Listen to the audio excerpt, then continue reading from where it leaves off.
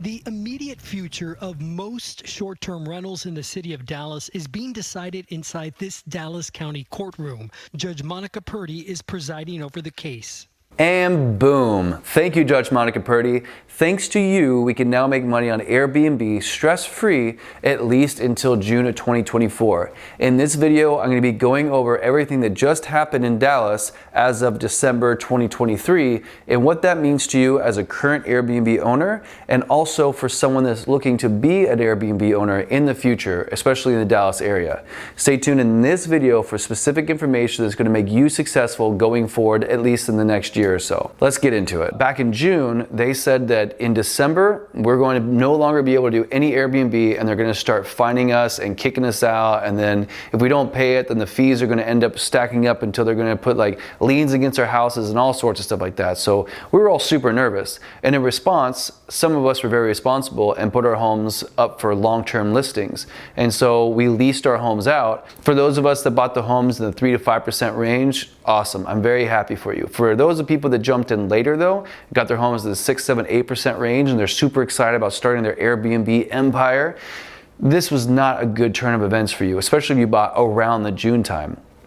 Now, we all were a part of a short-term rental alliance foundation or a group, and then they were able to raise up a bunch of funds to be able to pay for a lawyer to come in and say, hey, we're going to cause what's called an injunction. So an injunction is basically a stop and a halt of action. And so they said, hey, we're going to countersue this thing. We're going to take it to the courts. But in the meantime, until a decision is made, can you guys please just not do anything? That's basically what this means.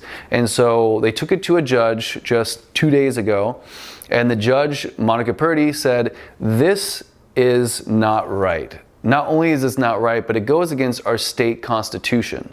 And so all these people that are investing all their money, potentially hundreds of thousands of dollars to get into this business, to sometimes 1, 2, 3, 4 Airbnb homes to supplement their monthly income or even help with medical bills or to even live in the back because maybe they're too old to have jobs and their retirement funds are not enough to keep them alive and they do this to keep them going.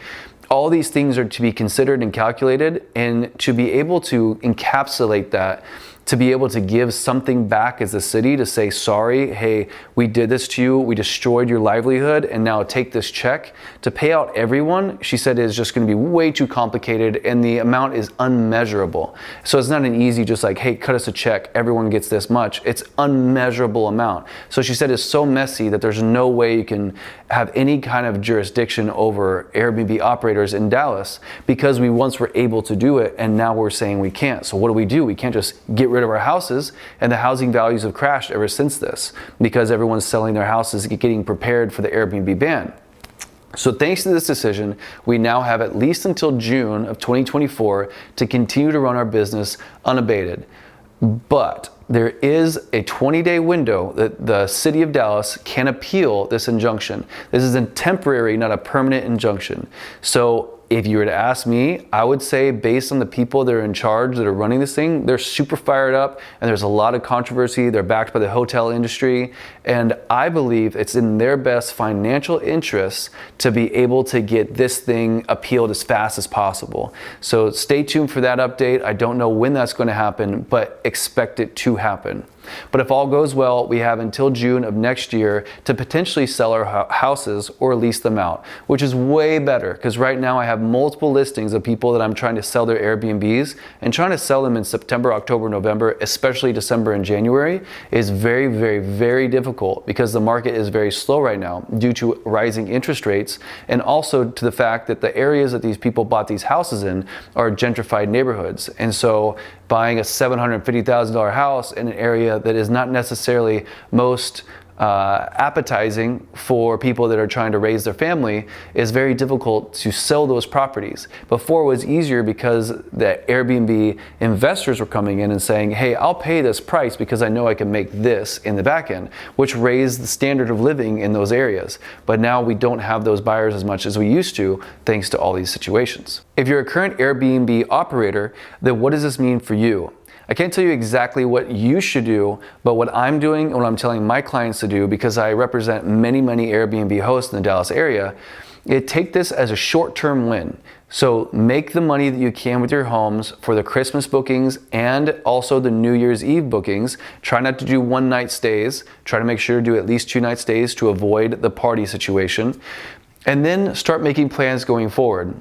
If you want to, I would say list your properties for sale or for lease after these slow months go, because if you get yourself a 12-month tenant and you get them leased in December or January, then when the lease is up next year, it's also very difficult to lease it if you have to find a new tenant because the demand is not so high. So if you can push out whatever you're trying to do, whether it's selling your home or leasing your home until after March, then you're able to get much more bang for your buck for your leases, and also you're able to get much more bang for your buck when you're trying to sell your home as far as price per square foot. Now, if you're looking to move into the Dallas market as a future Airbnb owner, this is something that's a little bit more risky.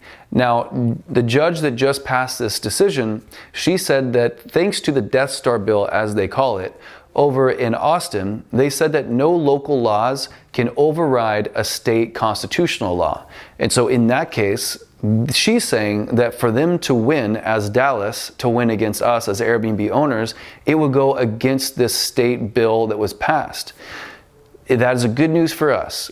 So that means if you want to invest in the Dallas market for an Airbnb property, then you should be good. But as a smart investor, you should probably never invest in a local market that's in the middle of deciding what the Airbnb rules and regulations are. You should always do it in a market that's totally unregulated and is not really having any issues with Airbnb regulations in general right now because it's not a saturated market, or in a market that's already mature and stabilized and passed the laws a long time ago because it's more of a short-term rental area anyways, because it's like a lodging, hotel, short-term spot, like a camping spot or some kind of nature attraction. So for me personally, and also the people that I represent, my personal friends and clients, we have decided to expand out a little bit.